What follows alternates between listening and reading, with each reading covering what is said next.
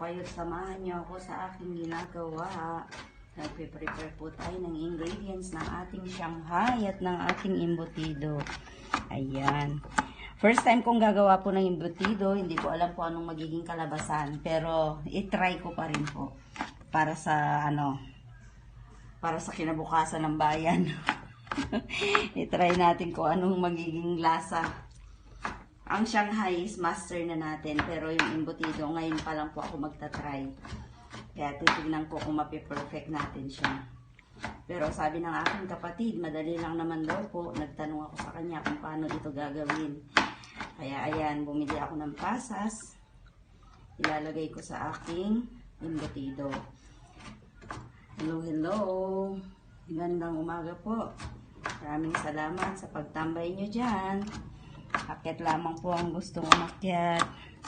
Ayan po ang lahat ng aking ingredients. Medyo matatagalan ako sa paggawa nito dahil mag-isa lang ako.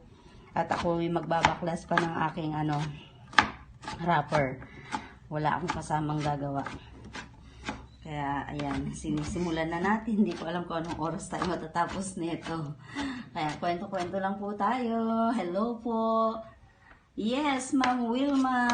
Kumusta na? Miss na kita. Pwede na. Sige, ilan na? Magkasali ko mga Ilan na? 1:30. Sige.